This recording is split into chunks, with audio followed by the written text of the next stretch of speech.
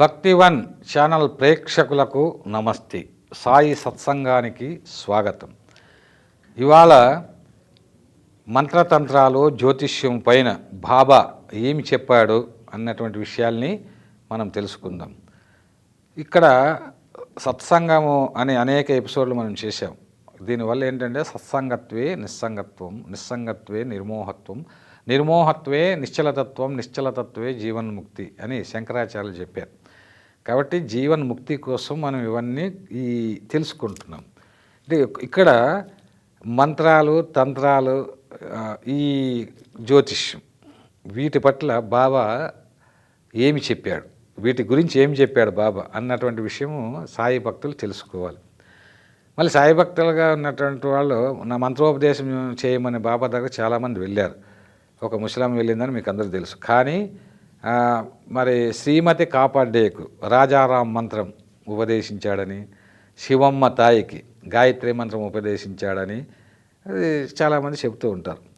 కానీ వాస్తవానికి బాబా ఏ మంత్రము ఎవరికి ఉపదేశించలేదు అన్నటువంటిది సాయి సచ్చరితం చదివిన, మరి సాయిబాబా పైన పరిశోధనలు చేసినటువంటి కిరాల భరద్వాజ మాస్టర్ కావచ్చు, శ్రద్ధ బాబూజీ కావచ్చు, శివ గణేశన్ గురువు కావచ్చు, అదేవిధంగా నరసింహస్వామి బివి నరసింహస్వామి కావచ్చు, మీరు ఎవరు పుస్తకాలు చదివినా ఏది సమగ్రంగా అందులో మనకు కనిపించదు. బాబా రాజారాము అని పలకమని చెప్పాడు తప్ప ఇది మంత్రము, దీంట్లో శక్తి ఉందని బాబా ఏం చెప్పలేదు.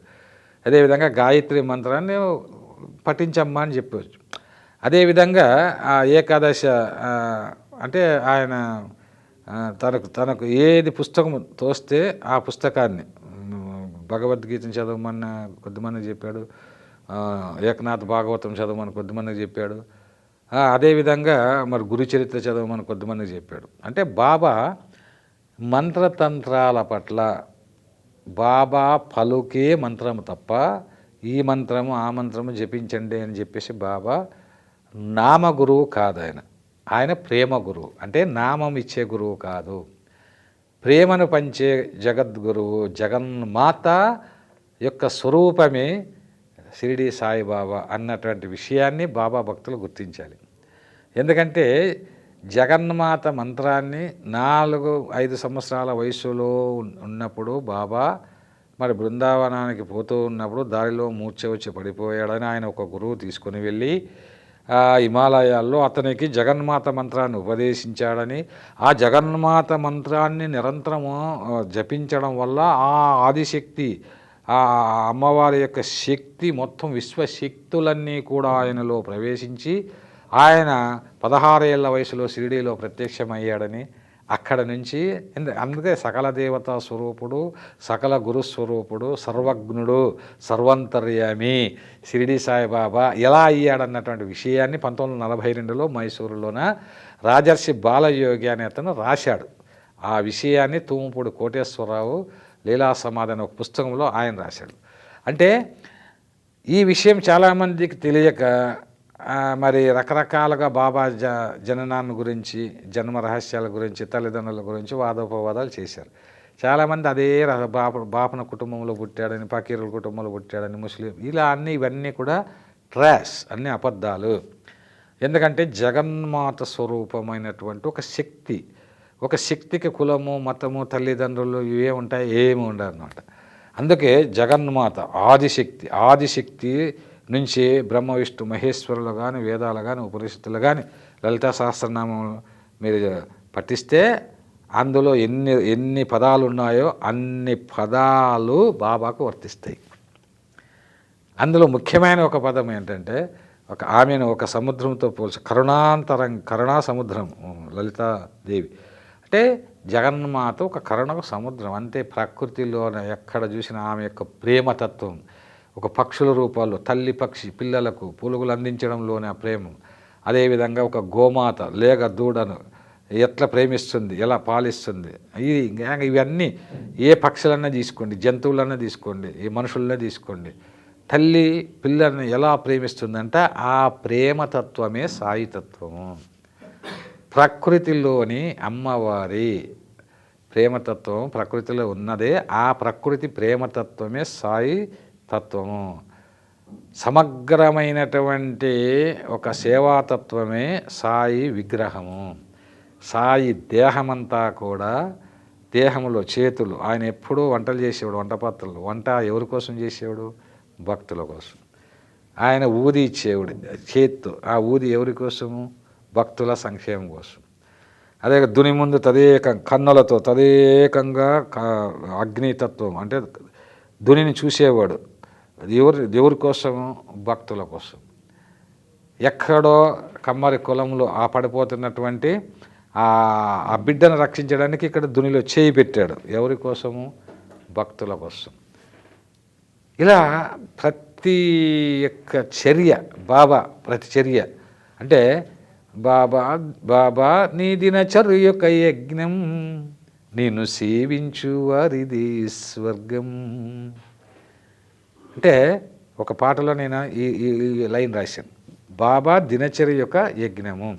మరి ఈ క్రమంలో బాబా చాలామంది జ్యోతిష్యులు, డేంగలే లాంటి వారు, ఇలా కొద్దిమంది వచ్చి అక్కడ చాలామంది అంబడేకర్ తర్వాత మంచి జ్యోతిష్యుడు అయ్యాడు. అంటే బాబాను జ్యోతిష్యం లేదన్నాడు, మళ్ళీ జ్యోతిష్యులు అయ్యారంటే వాళ్ళు ఏది తీసుకున్నా తల్లి ఏమంటుంది? తల్లి తన బిడ్డలు ఏమి చేసినా తల్లి ప్రేమిస్తుంది. అలాగా నువ్వు జ్యోతిష్యుడైనా, శాస్త్రజ్ఞుడైనా, నువ్వు హేతువాదైనా, భావవాదైనా, విప్లవకారుడైనా, వీళ్ళందరూ కూడా బాబా శిష్యులుగా ఉన్నారు. ఇది మీరు గమనించాలి. మహామహా విప్లవ కవులు బాబా శిష్యులుగా ఉన్నారు. విప్లవ అభ్యుదయ కవులు బాబా, హేతువాదులు త్రిపురనేని గోపీచంద్ లాంటి హేతువాది బాబా భక్తునిగా మారిపోయాడు. అదేవిధంగా జ్యోతిష్యులు పటాలు పట్టుకొని బాబా ఏం జ్యోతిష్యాన్ని నమ్మకండి అని చెప్పాడు. బాబా నిన్నేం చేస్తుందిరా అది, అదేదో పాము వచ్చి నేను కాటేసి ఈరోజు చనిపోతాడని ఎవరు చెప్పారంటే ఒక భక్తుడు నేను చూసుకుంటా అంటాడు.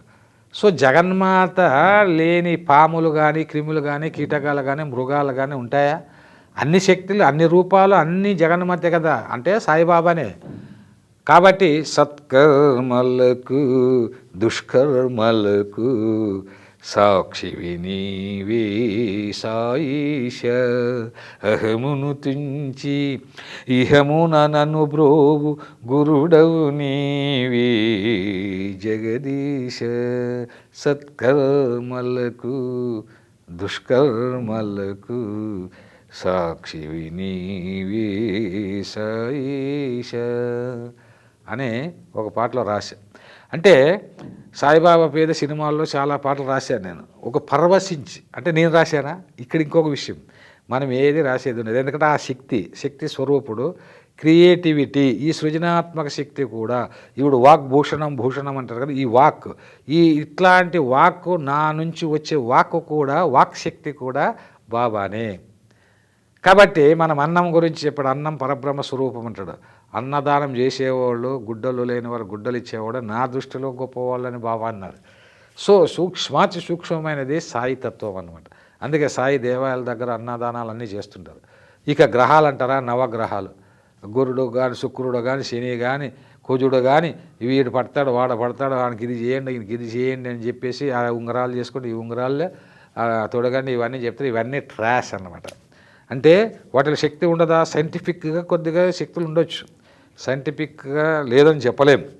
కానీ బాబా భక్తులు మాత్రము వాటిని ఆ ఉంగరం పెట్టుకుంటేనే నువ్వు రక్షింపబడతావు అని ఏ యొక్క జ్యోతిష్యుడు చెప్పినా వినాల్సిన అవసరం లేదు. ఎందుకంటే మమ్మల్ని రక్షించే మహారక్షకుడు సాయిబాబా ఉన్నాడయా అనేటువంటి ఒక ధైర్యం మనకు ఉండాలి. అదేవిధంగా నీకు మరి ఏదన్నా పదవి కానీ, లేదని ఉద్యోగం కానీ, లేదని ఏదైనా రావాలంటే ఇప్పుడు గ్రహాలు అన్నీ ఒక గురుడు కానీ, ఈ సక్షేత్రంలో కానీ కొన్ని మంది చెప్తుంటారు కదా, గురుడు కానీ లేకపోతే రవి కానీ వీళ్ళ యొక్క బలీయంగా లేరు కాబట్టి రాదన్నారు అనుకో. పిచ్చివాడా, మా గురుని కన్నా గురుడు ఎక్కువ కాదురా, మా రవి కన్నా, రవి అంటే ప్రకాశం కదా, మా ప్రకాశం, మా షిరిడి సాయిబాబు కన్నా రవి గొప్ప కాదురా. నవగ్రహాలు అన్నటువంటివి ఉన్నాయో లేదో మాకు తెలియదు. ఒకవేళ మీరు చెప్పినట్టు ఉన్నా కూడా, వాటికి శక్తి ఉన్నా కూడా మా సాయిబాబా ముందు, అంటే మా జగన్మాత శక్తి ముందు, మా షిరిడి సాయిబాబా పవర్ ముందు ఒక పెద్ద ఒక ట్రాన్స్ఫార్మ్ లాంటి వాడు. ఆ విద్యుత్ ఆ ట్రాన్స్ఫార్మర్ నుంచే మాకు కరెంట్ వస్తూ ఉంది. ఇవన్నీ చిన్న బల్బులు, ఇవి వెలిగితే ఎంత వెలుక్కుంటే ఎంత అన్నటువంటి ఒక ఆత్మవిశ్వాసం. అందుకే look to me, I will look to you అని బాబా చెప్పారు. అలా బాబాని నమ్ముకుంటే నవగ్రహాలు కానీ జ్యోతిష్యాలు కానీ వీటిని నమ్మాల్సిన అవసరం లేదు, దేనికి భయపడాల్సినటువంటి అవసరం లేదని, ఏ మంత్రాలు పఠించాల్సిన అవసరం లేదని ఈరోజు సత్సంగం ద్వారా మీకు తెలియజేస్తున్నాను. ఓం సాయిరాం, ఓం సాయిరాం, ఓం సాయిరాం.